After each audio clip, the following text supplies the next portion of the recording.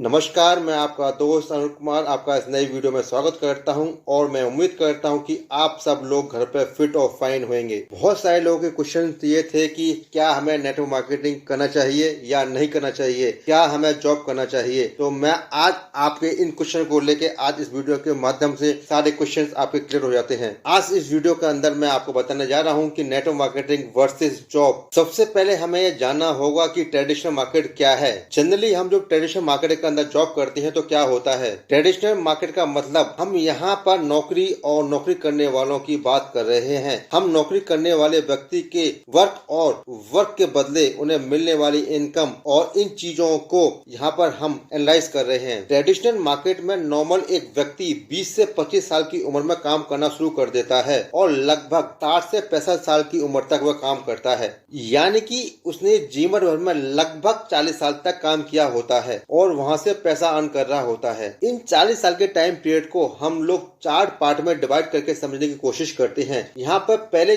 10 साल के अंदर क्या होता है। जनरली जब इंसान अपनी एजुकेशन को कंप्लीट करने के बाद में ट्रेडिशनल मार्केट के अंदर जॉब करता है तो पहले 10 साल के अंदर वो नॉर्मल वर्क करता है, क्योंकि उस पीरियड के अंदर उसको कोई अनुभव नहीं होता। वो यहाँ पे अपने अनुभव को गेन कर रहा होता है और अपनी लाइफस्टाइल को धीरे धीरे आगे बढ़ा रहा होता है। लेकिन नॉर्मली इन 10 साल के अंदर वो उस पोजीशन पे आ जाता है कि उसे शादी करनी होती है और शादी करके वो अपनी जिंदगी को आगे बढ़ाता है। क्योंकि जब इंसान स्टार्टिंग में जॉब करता है तो उसे जो सैलरी मिलती है उसी में उसे अपने खर्चों को पूरा करने की कोशिश करता है और करता है। जब उसकी शादी हो जाती है तो उसके खर्चे बढ़ने शुरू हो जाते हैं, तो यहाँ पर उसको बहुत सारा प्रॉफिट नहीं हो पाता, यानी कि अर्निंग के नाम पे बहुत ज्यादा इनकम नहीं कर पा रहा होता है। अब यहाँ पे हम बात करते हैं अगले 10 साल की, यानी कि जब वो नेक्स्ट प्रमोशन लेके अगले 20 साल के लिए वर्किंग कर रहा होता है तो यहाँ पे उसके खर्चे तो बढ़ चुके होते हैं, क्योंकि जब टाइम पीरियड धीरे चलता है तो वहाँ पे महंगाई भी बड़ी होती है। जब उसे प्रमोशन मिल जाता है तो यहाँ पे उसको यहाँ पर सैलरी इंक्रीमेंट भी हो जाती है, लेकिन उसे यहाँ पर समझ नहीं आता। इंक्रीमेंट तो हो जाती है लेकिन वहाँ उसके कंटिन्यू जो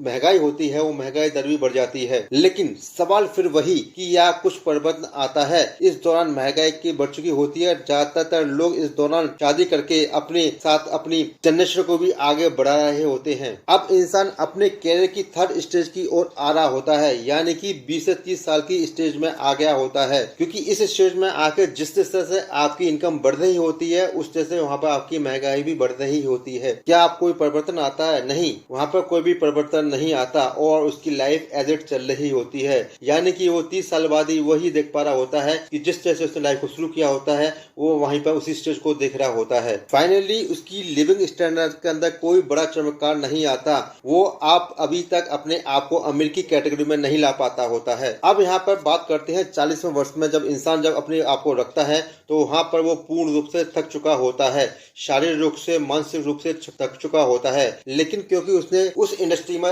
ऑलरेडी 30 साल गुजारे हैं तो 30 साल बाद उसको बहुत बड़ा अनुभव हो गया होता है। लेकिन उसको एक अब कंपनी जो है एक अच्छी पोजीशन देके उसे काम करना शुरू कर देती है, क्योंकि जब उसको एक अनुभव हो जाता है तो कोई भी ऑर्गेनाइजेशन उसको पोजीशन को देखते हुए उसको एक्सपीरियंस को देखते हुए वर्किंग करना शुरू कर देता है। अब यहाँ पर इस पोजीशन पर आने के बाद उसको मेंटली वर्कलोड तो बहुत ज्यादा हो जाता है, लेकिन वो मजबूरी में उससे काम करता है क्योंकि उसके पास और कोई चॉइस नहीं होती। और कंपनी के अकॉर्डिंग वो सारे काम को वर्कलोड को करते हुए वो वर्किंग कंटिन्यू रखता है। बहुत ही कम लोग इस स्टेज पर आके वो रिटायरमेंट ले पाते हैं, क्योंकि जब इंसान आगे चलता है तो उसके खर्चे भी कंटिन्यू बढ़े रहते हैं। और यहाँ पर फाइनली जब अपनी 40 इयर्स को यहाँ पर काम करते हुए अपनी 60-65 साल की उम्र में जब वो निकलता है तो उस पोजीशन पर वो कुछ भी काम करने लायक नहीं होता और वहां से रिटायरमेंट लेके घर बैठ जाता है। ये ठीक उसी प्रकार से समझ सकते हैं कि जिस तरह से एक गन्ने को जब हम लोग उसमें कोल्हू में डालते हैं तो सारा अंतिम बूंद तक उसे निकाल देते हैं और जब उसे सारा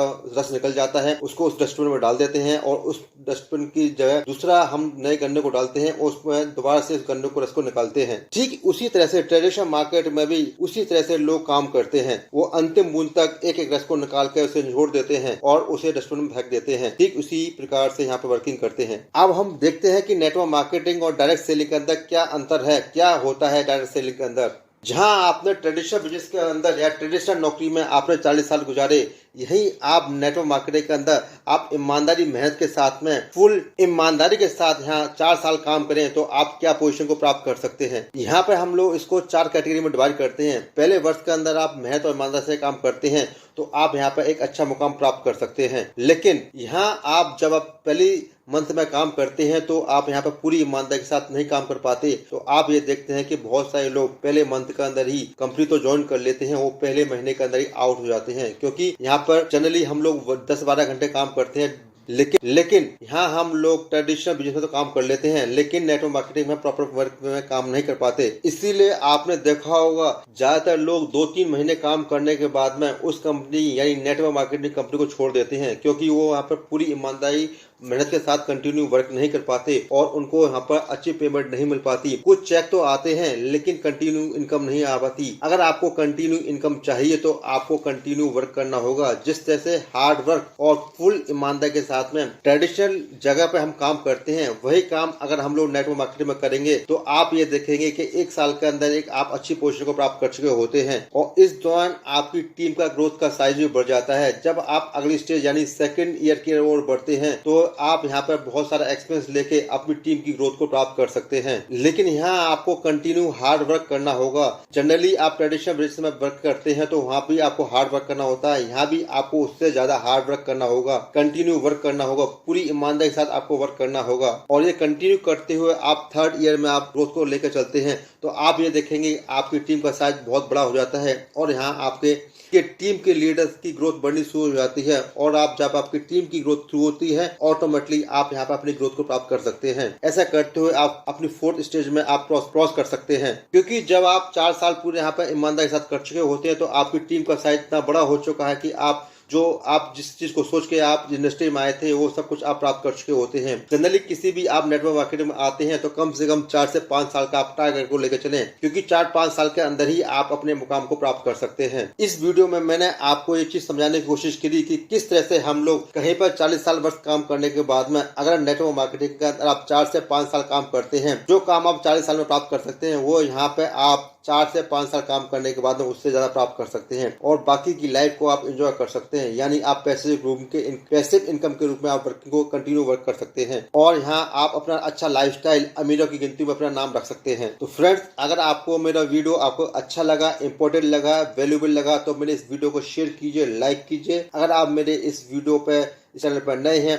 तो मेरे चैनल को सब्सक्राइब कीजिए। Thank you, see you soon, bye.